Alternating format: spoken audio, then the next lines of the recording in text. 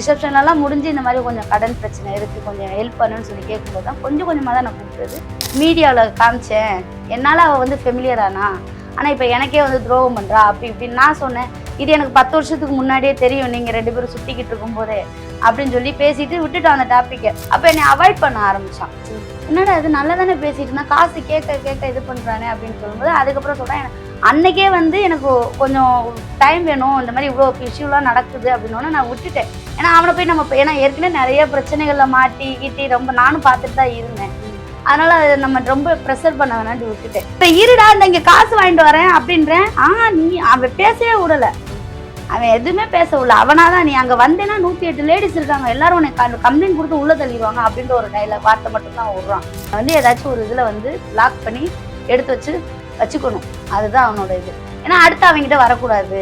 இப்ப இதே நீ எக்ஸ்போக்குள்ளே நீ இந்த விஷயத்த பண்ணியிருந்தேன்னா உன் மூஞ்சில விசிறி அடிச்சுட்டு போயிருப்பேன். நான் காசு இல்லாம வந்து உன்கிட்ட நான் கேட்டு தர முடியாதுன்னு நீ சொல்லியிருந்தேன்னா அந்த இடத்துல எனக்கு அப்படி ஒரு ட்ரெஸ் தேவையே இல்லை. பொண்ணு பெரிய பொண்ணா இருக்கா, +2 படிக்கிறா, பையன் இருக்கான், அவ்வளோ நாளைக்கு நான் வந்து ஒரு இடத்துல கல்யாணம் பண்ணி கொடுக்கணும், இது பண்ணுவோம். சுற்றி இருக்கிறவங்களுக்கு தெரியும் என்னை பற்றி. கோவம் வந்தால் நான் வந்து பத்திரகாளியாக மாறிடுவேன் என்னை வந்து. ஆனால் நல்லா பழகிட்டிங்கன்னா உங்களுக்கு ஒரு பிரச்சனைனா வந்து நிற்பேன். ரஞ்சித் பாலிமர் டிவியில் அந்த அண்ணனுக்கு ஃபோன் அடிச்சு, அண்ணா எல்லா நியூஸ் சேனல்லையும் போட்டாங்க, நான் போன வாரம் வந்து கம்ப்ளைண்ட் கொடுத்தேன், எனக்கு வந்து டிசி ஆஃபீஸ்க்கு மாற்றிட்டாங்க, இன்னும் எஃப்ஐஆர் கூட போடலை, அதுக்குள்ளே நீங்கள் வந்து 3 நாளாக தொடர்ந்து நியூஸில் போட்டுக்கிட்டே இருக்கீங்க, முருகனுக்கு போய் மாலையை போட்டுட்டு நீயே பார்த்துக்கோ அப்படின்ட்டு அவன்கிட்ட ஒப்படைச்சாச்சு. வானம் நேயர்களுக்கு வணக்கம். நான் உங்க தொகுப்பாளினி பத்மபிரியா. சமூக வலைத்தளங்கள்ல பரவி வரக்கூடிய நாஞ்சில் விஜயன் மற்றும் சூர்யா தேவியோட பிரச்சனை குறித்து இன்னைக்கு நம்ம கூட சூர்யா தேவி இணைந்திருக்காங்க. அக்கா வணக்கம். அக்கா வணக்கம், எப்படி இருக்கீங்க? நல்லா இருக்கேன். நாஞ்சில் விஜயன் அவர்களும் நீங்களும் வந்து ஒரு நல்ல ஃப்ரெண்டுன்னு தெரியும். ஸோ உங்களுக்கு இடையே ஏற்பட்ட இந்த கருத்து வேறுபாட்டின் முக்கிய காரணம் என்ன நினைக்கிறீங்க நீங்க? பணம் மேட்டர் தான். ஏன்னா வந்து அவன் எனக்கு பணம் தர வேண்டியது இருக்கு. அப்ப அவனோட தங்கச்சி கல்யாணத்தப்ப என்கிட்ட அது ஃபர்ஸ்ட் கேட்க ஆரம்பிச்சது. அதுக்கு முன்னாடிலாம் அவனுக்கும் எனக்கும் வரவு செலவுலாம் எதுவும் கிடையாது. ரொம்ப ஒரு நல்ல ஒரு நட்பு ரீதியான ஒரு இதுதான் போய்கிட்டு இருந்துச்சு 2 பேத்துக்கும் பழக்க வழக்கங்கள். அப்போ கொஞ்சம் கொஞ்சமா ஃபர்ஸ்ட் வந்து ஒரு ரிசப்ஷன்லாம் முடிஞ்சு இந்த மாதிரி கொஞ்சம் கடன் பிரச்சனை இருக்கு, கொஞ்சம் ஹெல்ப் பண்ணுன்னு சொல்லி கேட்கும்போது தான் கொஞ்சம் கொஞ்சமா தான் நான் கொடுத்தது. லாக்டவுன்ல நானும் இங்க மாட்டிக்கிட்டேன். சென்னையில தான் இருந்தேன். அப்பையில இருந்து அவன் வீட்டில் தான் தங்கி இருந்தேன். அதுக்கப்புறம் நான் தனியா ஒரு வீடு எடுத்து குழந்தைங்களை வச்சுட்டு இருக்கும்போது எல்லா பைசாவும் இது பண்ணும்போது மொத்தமா எனக்கு அவன் கொடுக்க வேண்டிய காசு இவ்வளோ இருக்கு அப்படின்றப்ப அந்த இதுல தான் வந்து இப்ப நான் அவனை ரொம்ப ப்ரெஷர் பண்ணவும் தான் அவனுக்கு வந்து இப்படி ஒரு பிரச்சனை எல்லாம் ஆரம்பமானது. அவர் உங்களுக்கு எப்படி தெரியுங்க? அவங்களுக்கும் உங்களுக்கு வந்து எப்படி பழக்கம் ஏற்பட்டுச்சு? எப்படி ஃப்ரெண்ட்ஷிப்பா உருவானது? அது 2013ல இருந்தே பழக்கம். கிட்டத்தட்ட 15 வருஷம் ஆகுது. 15 வருஷத்துக்கு அந்த இதுல இருந்தே எனக்கு ரொம்ப பழக்கம். ஸ்டார்டிங்ல சென்னைக்கு வந்த புதுசுல எனக்கு அவன் தான் ஃப்ரெண்டு. ஏன்னா நாங்க இருந்த அப்பார்ட்மெண்ட் பக்கத்துல தான் பேச்சுலரா இருந்தான் அப்ப. ஓகே. அப்பெல்லாம் ஃபேமிலிலாம் இல்ல. அப்பதான் ஸ்டார்டிங் விஜய் டிவிக்குள்ள வந்து அவனும் வந்து என்ட்ரி ஆகுறான்.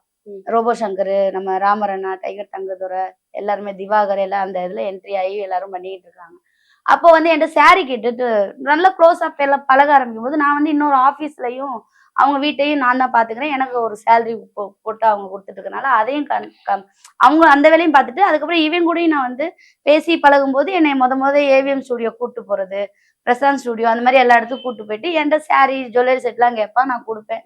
நல்ல ஒரு வளர்ந்து வரவேன், நம்ம ஊர் சைடு அப்படின்றனால அந்த ஒரு பழக்க ரீதியா வந்து நல்லா ஃப்ரெண்ட்ஷிப் போயிட்டு தான் இருந்துச்சு. அவங்க கூட நிறைய டிவி இதெல்லாம் பண்ணியிருக்கேன், விஜய் டிவி, ஜி தமிழ் எல்லாம் பண்ணியிருந்தேன். அதுக்கப்புறம் என்னோட ஃபேமிலியில இருந்து நிறைய பேர் எங்க தாத்தாவுக்கு கால் பண்ணி என்ன அவன் பேத்தி டிவில வருது அப்படி இப்படின்னு எனக்கு அந்த இதை விட்டுட்டேன். அந்த ஃபீல்ட் நமக்கு செட் ஆகாது அப்படின்ட்டு. மற்றபடி நட்பு ரீதியா நல்ல ஒரு பழக்க வழக்கமா தான் இருந்துச்சு. ஓகே.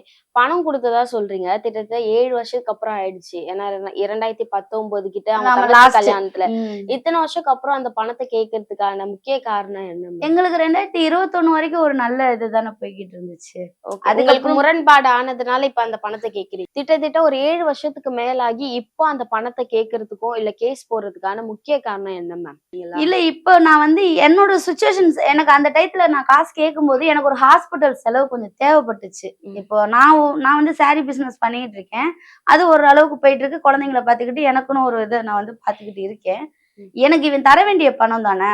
அப்படின்றப்ப நான் 2, 3 தடவை வந்து நான் வந்து கால் பண்ணி பேசி இந்த மாதிரி விஜய்க்கு எனக்கு கொஞ்சம் சூழ்நிலை சரியில்லை, கொஞ்சம் பைசா எனக்கு வேண்டும் அப்படின்னு.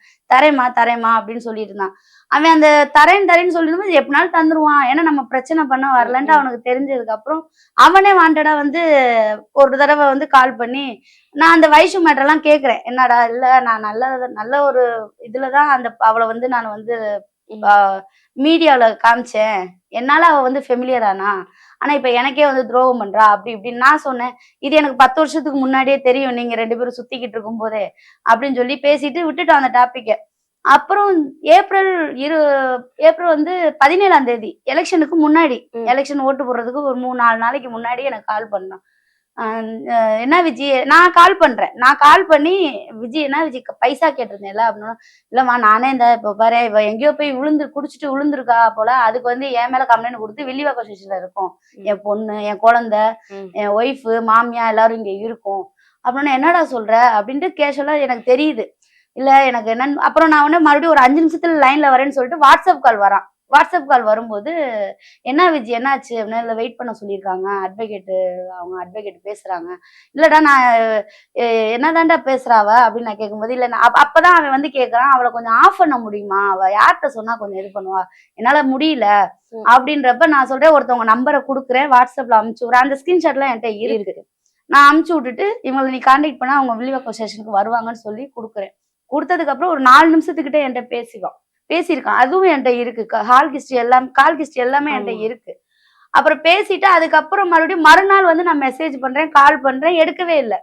அதுக்கப்புறம் நான் ஹாஸ்பிட்டல்ல இருக்கேன், some problem, no call, don't call மீன்னு போட்டு மெசேஜ் பண்ணேன். சரி ஏதோ இதனால பிரச்சனையில இருக்கிற நான் போல நம்ம டிஸ்டர்ப் பண்ணல. அதை நான் விட்டுட்டு அதுக்கப்புறம் மே மாசம், இது ஏப்ரல்ல நடக்குது, மே மாசத்துல நான் மறுபடியும் கால் பண்ணி வேற ஒரு நம்பர்ல இருந்து கால் பண்ணி, ஹலோ நான் சூர்யாதேவி பேசுறேன்டானோன்னு என் போனை கட் பண்ணிட்டு அந்த நம்பரை பிளாக் பண்றது. அப்ப என்னை அவாய்ட் பண்ண ஆரம்பிச்சான். என்னடா இது நல்லா தானே பேசிட்டு இருந்தா, காசு கேட்க இது பண்றானே அப்படின்னு சொல்லும்போது அதுக்கப்புறம் சொல்றேன், அன்னைக்கே வந்து எனக்கு கொஞ்சம் டைம் வேணும், இந்த மாதிரி இவ்வளவு இஷ்யூலாம் நடக்குது அப்படின்னோன்னு நான் விட்டுட்டேன். ஏன்னா அவனை போய் ஏன்னா ஏற்கனவே நிறைய பிரச்சனைகள்ல மாட்டி ரொம்ப நானும் பார்த்துட்டு தான் இருந்தேன். அதனால நம்ம ரொம்ப ப்ரெஷர் பண்ண வேணாம்னு விட்டுட்டேன். இப்ப இந்த ரொம்ப உனக்கு நான் இது பண்ணுவோமே, நான் வந்து இந்த மாதிரி மதுரைக்கு வந்து எக்ஸ்போ வச்சு பண்ண போறேன், அங்க வந்து வாங்கிக்கோ, வா நான் தரேன் அப்படின்னு உங்களை அவர் கூப்பிட்டாரு அந்த எக்ஸ்போக்கு வா அப்படின்னு சொல்லி கூப்பிட்டாரு. அப்படின்றப்ப நான் விட்டுட்டேன். சரின்னா அதே டயத்துல சென்னையில இங்க இருக்கேன், அவன் குழந்தை பர்த்டேக்குலாம் நான் சென்னையில தான் இருக்கேன். ஆனா போல கூப்பிட்டாராங்கண்ணா? ஆனா இல்ல, நான் அதெல்லாம் நான் எதுக்கும் எனக்கு தெரியாது. ஆனா நான் வந்து வீடியோ பார்த்துதான் தெரிஞ்சுக்கிட்டேன். அப்ப வந்து என் தங்கச்சியோட பையனுக்கு பிறந்த நாள், அங்க போய் அந்த பர்த்டே வந்து அந்த ஒரு சேம் பிறந்த நாள் தான். அதை நான் செல்லுல பார்த்தேன். ஏன்னா மீடியால அதுக்கப்புறம் நாங்க 2 பேரும் ஒண்ணும் சேர்ந்தா நல்லா இருக்காது அப்படின்றனால ஏன்னா இவன் எவ்வளவோ என் மேல குற்றச்சாட்டு எல்லாம் வச்சிருக்கான். எனக்கு தேவை பணம், என்னோட பணத்தை நீ கொடுத்தா போதும், அந்த ஒரு இதுலதான் இருந்தேன். அப்புறம் ஊருக்கு வந்தேன், மதுரையில இருக்கான்னு வந்துட்டானோன்னா நான் அவனை தேடி நான் போறேன்.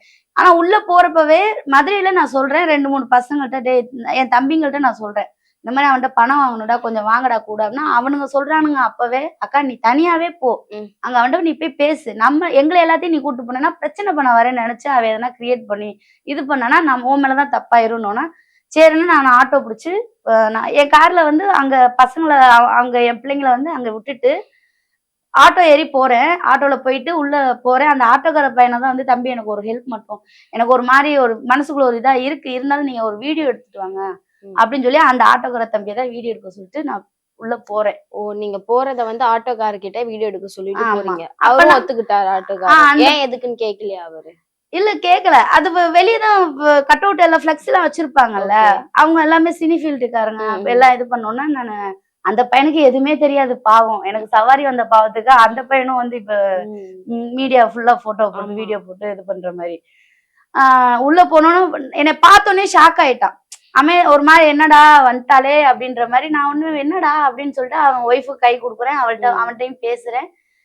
ட்ரெஸ் எடுத்து போட்டுட்டு சரி கலெக்ஷன் காமிடா அப்படின்னு சொல்லிட்டு நான் எல்லாமே கலெக்ஷன் எடுத்து போடுறான், எடுக்கிறேன். எடுத்துட்டு எவ்வளோ ஆச்சுன்னா வெளில பாத்துக்கலாம், அந்த நான் எடுத்த வீடியோல இருக்கும், பாத்துக்கலாம் எடு அப்படின்றான். எடுத்துட்டு நான் அப்புறம் திரும்பி அந்த பையனை வீடியோ கட் பண்ண சொல்லிட்டேன். ஒரு 3 நிமிஷம் வீடியோவும் என்னமோ இருக்கும். அதுக்கப்புறம் நார்மலா பேசுறேன். குழந்தை எங்கன்னு கேக்குறேன். இல்ல மாமியா கூட்டு போயிருக்காங்க அப்படின்னோன்னா, சரின்ட்டு எவ்வளவு ஆச்சுன்னு கேட்டப்ப 4500 வருது, இல்ல வேண்டாம் நீ கொண்டு போ, பாத்துக்கலாம், நான் தான் உனக்கு காசு தரணும். இல்லடா எப்படா எனக்கு பைசா தரப்போறோம், இன்னைக்கு ஒரு நாள் இதான் ஃபர்ஸ்ட் நாள் எக்ஸ்போ அங்க நடக்குது ஸ்டாலு, நாளைக்கும் இருக்கு, எனக்கு ஒரு நாள் மட்டும் டைம் கொடுன்னு சொல்றான். சரின்ட்டு இல்ல எனக்கு அப்போ அந்த நேரத்துல அவன் வந்து பதட்டமாவும் இருக்கான். அப்ப ட்ரெஸ்ஸ கொடுத்து விடுறான். சரி நம்ம வந்திருக்க பிரச்சனை பண்ண வந்திருக்கான்னு ஆனா நினைச்சு அவங்க ஒய்ஃப் பாத்தாங்களா இது எல்லாமே? எல்லாத்தையும் பார்த்துட்டு தான் இருந்தாங்க. ஆனா அவங்க கூட எதுவுமே வாய் திறக்கலையே. இல்ல அந்த பொண்ணு சிரிச்சுச்சு, பேசுச்சு அவ்வளவுதான். நல்லா இருக்கியான்னு கேட்டேன் அவ்வளவுதான். மத்தபடி இவன்ட்ட தான் நான் பேசிட்டு இருந்தேன். அப்புறம் நான் சரி நம்ம அடுத்தடுத்து கிரௌடு வர ஆரம்பிக்கிறாங்க அப்படின்றப்ப நம்ம பிசினஸ் பண்ற இடத்துல நம்ம இது பண்ணக்கூடாதுன்ட்டு நான் வாங்கிட்டு வந்துட்டு ஆட்டோ ஏறி அவங்க நாகமலை புதுக்கோட்டைன்னா மதுரையில தெரியும், அங்க இருந்து விராட்டிபத்துக்கு எத்தனை கிலோமீட்டர்னு தெரியும் அந்த ஊருக்காரங்களுக்கு. அதே மாதிரி அங்க இருந்து விராட்டிபத்து உள்ள என்ட்ரன்ஸ் உள்ள போய்கிட்டே இருக்கான். டேய் தம்பி கொஞ்சம் தண்ணி வாங்க நிப்பாட்றா அப்படின்னு சொல்லி ஒரு உள்ள சிட்டிக்குள்ளதான் வண்டி நிப்பாட்டிட்டு அவன் தண்ணி வாங்க வண்டி ஆஃப் பண்றான். இவன் அது வரைக்கும் பின்னாடி ஃபாலோ பண்ணிட்டு வந்து அப்படியே இறங்கி அப்படியே வீடியோ எடுக்கணும். எனக்கு அப்படியே உடம்பெல்லாம் நடுங்க ஆரம்பிச்சு. என்னடா என்னை பேசவே விடல. அந்த வீடியோல நீங்க பாத்திருப்பீங்க, அவனோட எடுத்த உடனே நீ திருடிட்டு போ அந்த அப்படியே ஸ்டக் ஆகி உட்காந்துட்டேன். ஏதோ ஜிபே பண்ணிட்டு நீங்க எடுத்துட்டு போறேன் அப்படின்னு சொல்லிட்டு வந்தீங்க அப்படின்ற நான் அப்ப கூட வேணான்னு தானே சொன்னான் இவன். நீங்க ஆனா ஜிபே பண்ண நான் அப்பவும் சொல்றேன், இருடா இந்த இங்க காசு வாங்கிட்டு வரேன் அப்படின்றேன். அவன் பேசவே விடல, அவன் எதுவுமே பேச விடல. அவனாதான் நீ அங்க வந்தேன்னா 108 லேடிஸ் இருக்காங்க, எல்லாரும் உன்னை கம்ப்ளைண்ட் கொடுத்து உள்ள தள்ளிடுவாங்க அப்படின்ற ஒரு வார்த்தை மட்டும் தான் விடுறான். நான் எனக்கு டே உனக்கு அவ்வளவுதான், கெட்ட வார்த்தையில செருப்பு பிஞ்சிரும் அப்படி இப்படின்னு நான் திட்டுறேன். அவங்க மாமியா கூட்டு வந்தா இன்னும் 2 பசங்க வீடியோ எடுக்கிறான். அவன் அந்த எப்படின்னா அந்த இடத்துல ஒரு 3-4 நிமிஷம் தான் இருந்திருப்பான். ஒரு 2 நிமிஷம் 3 நிமிஷம் தான். அவன் பாட்டு கத்தன்னு கத்திட்டு நான் உடனே சொல்றேன், டே இப்ப காசு கொடுத்து விடுவேன், எனக்கு அந்த ட்ரெஸ்ஸ கொடுத்து விடுற. அப்ப எனக்கு அந்த இடத்துல அசிங்கம், என்னை ரொம்ப அசிங்கப்படுத்தினாலும் எனக்கு என்ன பண்றதுன்னு தெரியல. என்னடா நம்ம நல்லா தானே உள்ள பேசணும், இப்ப கொஞ்ச நேரத்துல இப்படி பண்றானே. ஆனா இவனோட கேரக்டர் தெரிஞ்சுதான் நல்லவேளை நான் வீடியோ எடுத்துட்டே நான் உள்ள போனது. அது அடுத்த செகண்ட் இவன் அவனோட சுயரூபத்தை காமிச்சிட்டான். அது அப்படியே மறுபடியும் கால் பண்ணி உடனே ஒரு பையனுக்கு கால் பண்ணிட்டே அந்த ட்ரெஸ்ஸை போய் நீ முதல்ல வாங்கிட்டு வாடா, எடுத்து வச்சேன் அவன் இப்படி பண்ணிட்டான் அப்படின்னா கால் பண்ணிட்டாங்களா? கொடுக்கலையே, இல்ல காசு குடுக்குறேன்னு சொல்லியுமே அவரு அதுக்கு கொடுக்கல. அப்ப அவனோட டார்கெட் என்னன்னா என்னைய வந்து ஏதாச்சும் ஒரு இதுல வந்து லாக் பண்ணி எடுத்து வச்சுக்கணும், அதுதான் அவனோட இது. ஏன்னா அடுத்து அவங்கிட்ட வரக்கூடாது. இப்ப இதே நீ எக்ஸ்போக்குள்ளே நீ இந்த விஷயத்த பண்ணியிருந்தேன்னா உன் மூஞ்சில விசிறி அடிச்சுட்டு போயிருப்பேன். நான் காசு இல்லாம வந்து உன்கிட்ட நான் கேட்டு தர முடியாதுன்னு நீ சொல்லியிருந்தேன்னா அந்த இடத்துல எனக்கு அப்படி ஒரு ட்ரெஸ் தேவையே இல்லையே. நீ என்னத்துக்கு போக விட்டு நீ வந்து இவ்வளவு தூரம் பண்ணணும்? இதே நீ அதுக்குள்ள பண்ணியிருந்தேன்னா அடுத்த செகண்டே தூக்கி எரிஞ்சிட்டு நான் போயிருப்பேன்ல. அப்ப அவனோட பிளான் அதான் அப்படின்ட்டு புரிஞ்சுக்கிட்டேன். பணம் கொடுத்தேன்னு சொல்றீங்க, அவர் என்னன்னா குடுக்கவே இல்லைன்றாரு. சோ பணம் கொடுத்ததுக்கு ஏதாவது ப்ரூஃப் ஏதாவது வச்சிருக்கீங்களா? நான் நேத்து கூட வந்து நான் அடமானம் வச்சேன். சாலிகிராமம் நகைக்கடைக்கு போனேன். அந்த அண்ணன்ட்ட போய் சொன்னேன், ஆனா இந்த மாதிரி டிசம்பர் லாஸ்ட்ல 2019 வச்சது, அப்புறம் ஜனவரியில பொங்கல் கழிச்சு வச்சது, அந்த ரிசிப்ட் அந்த சீட்டாச்சு இருக்கும்ல, அதையாவது நம்ம போட்டோ எடுத்துக்கலாம் அப்படின்னு சொல்லி அந்த சாலிகிராம தசரதபுரத்துல போய் அந்த நகைக்கடையில கேட்டேன். மேம் அவர் தெரிஞ்சவர் தான், என்னை பார்த்தோன்னே தெரிஞ்சுக்கிட்டாரு. ஆனா இந்த மாதிரி கொஞ்சம் பிரச்சனை, எனக்கு கொஞ்சம் அது எவிடன்ஸா ஒண்ணு தேவைப்படுது.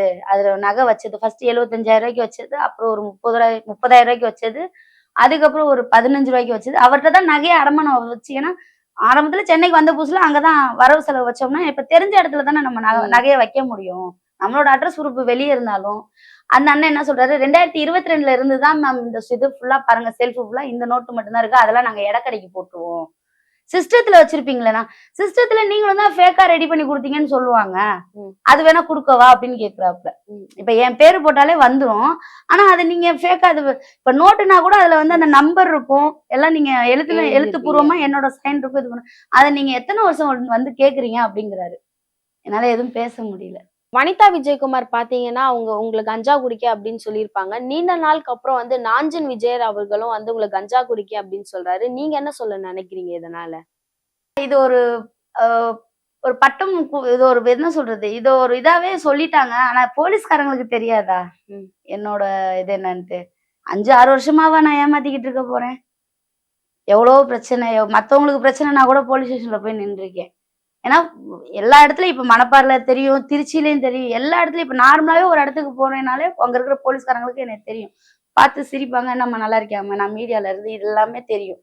மனசளவுல பாதிக்குதுன்னா என் குடும்ப அளவுலதான் ரொம்ப மன உளைச்சலுக்கு ஆளாகிறேன். இப்ப என் பொண்ணு பெரிய பொண்ணா இருக்கா, +2 படிக்கிறா, பையன் இருக்கான், அவளை நாளைக்கு நான் வந்து ஒரு இடத்துல கல்யாணம் பண்ணி கொடுக்கணும் இது பண்ணுவோம்.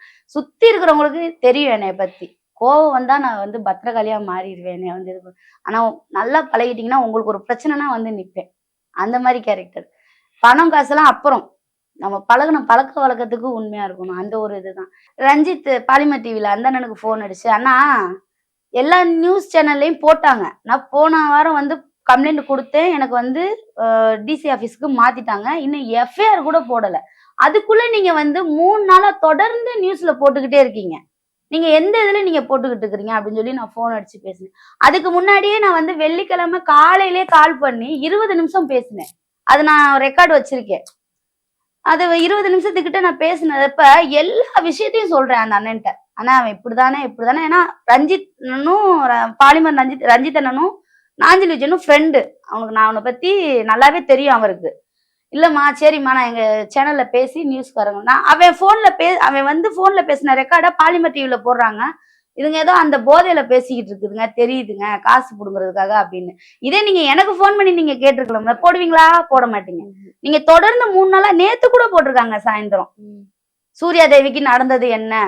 வளைத்து பிடித்தார் அப்படின்னு. வளைச்சு எங்கடா புடிச்சீங்க? நான் தண்ணி வாங்குறதுக்காக ஒரு இடத்துல ஆட்டோ நிப்பாட்டி அந்த பையன் தண்ணி வாங்க போறேன். இவன் வளைச்சு புடிச்சேன்ற மாதிரி அந்த அந்த அவங்க சொல்ற அந்த நியூஸ் ரீடர் பேசும்போதெல்லாம் எனக்கு அவ்வளவு ஒரு இதா இருக்கு. அப்ப அவனுக்கு நீங்க சப்போர்ட் பண்ணிட்டு அவன் பண்றதை நீங்க நியாயப்படுத்துறீங்களா? அந்த ஒரு கேள்விதான் எனக்கு. மீடியால எல்லா இதுலயும் போட்டாங்க வச்சாங்க. பாலிமதி அது சொல்லவே வேணும். அவங்க எல்லாத்தையும் தான் இது பண்ணுவாங்க. ஆனா அதுக்காக வந்து உண்மை யார் சைடு இருக்குன்னு பார்க்காம எஃப்ஐஆரே இன்னும் ஃபைல் ஆகல. விசாரணை இன்னும் நடத்தல. நீங்க 3 நாளா 4 நாளா தொடர்ந்து போறதுக்கு என்ன காரணம் இருக்கு? உங்களோட வியூஸ்க்காக உங்களோட இதுக்காக வந்து இன்னொருத்தவங்களோட இத பலியாக்க கூடாதுல்ல. இதே அவங்க குடும்பத்துல நடந்தா இப்படி பண்ணுவாங்களா? அத அவங்க யோசிக்க மாட்டாங்க. கழுத்துல என்னமோ மாலை மாதிரி இருக்கே, மாலை ஏதாவது போட்டிருக்கீங்களா? இந்த விஷயம் நடந்ததுக்கு அப்புறம் தான் வந்து ஒரு 2 நாள் தூக்கமே இல்ல. ரொம்ப மன உளைச்சல்ல இருந்தேன். என்னடா இது இப்படி பண்ணிட்டானே, இப்படி பண்ணிட்டானேன்றன்னு மறுபடியும் ஏன்னா தைப்பூசத்துக்கு மாலை போட்டு பங்குனி உத்திரத்துக்கு முருகன் கோயிலுக்கு திருச்செந்தூர் போயிட்டு வந்தேன். அதுக்கப்புறம் மறுபடியும் முருகா என்னடா இது? நம்ம என்னடா இது பண்ணோம்? இவன்ட்ட பணம் கேட்டு இது பண்ணதுக்கு இப்படி இது பண்ணிட்டானே அப்படின்னு சொல்லிட்டு ஏன்னா எனக்கு வேற என்னைய ஒருத்தவங்ககிட்ட வந்து நாடி போறதுன்னா யார தேடி போவோம்? கடவுள தேடி தான் போவோம். அதனால மறுபடியும் முருகன்ட்டயே போயிருவோம் அப்படின்னு சொல்லிட்டு மாலைய போட்டிருக்கேன் இப்ப. ஆனா எக்ஸ்போ போகும்போது நீங்க மாலை இல்ல போடல. போடல.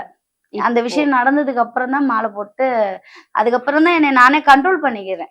இது கம்ப்ளைண்ட் ஃபைல் பண்ணும்போது மாலை போட்டிருந்தீங்க இல்லையா? ஆமா, ஆமா. சென்னை வரும்போது ஆமா. போட்டுட்டு வந்தீங்க. அந்த விஷயம் நடந்து ஒரு 2 நாள் தூக்கம் இல்லாம ரொம்ப ஒரு மாரி டிப்ரஷன் ஆயிட்டேன். அதுக்கப்புறம் 3வது நாள் போயிட்டு முருகனுக்கு போய் மாலைய போட்டுட்டு, "நீயே பார்த்துக்கோ" அப்படின்ட்டு அவன்ட்ட ஒப்படைச்சாச்சு. இவ்ளோ நேரம் இந்த பிரச்சனை குறித்து எங்களுக்கு வந்து ரொம்ப டீட்டெயிலா சொல்லியிருந்தீங்க. ரொம்ப நன்றி மேடம்.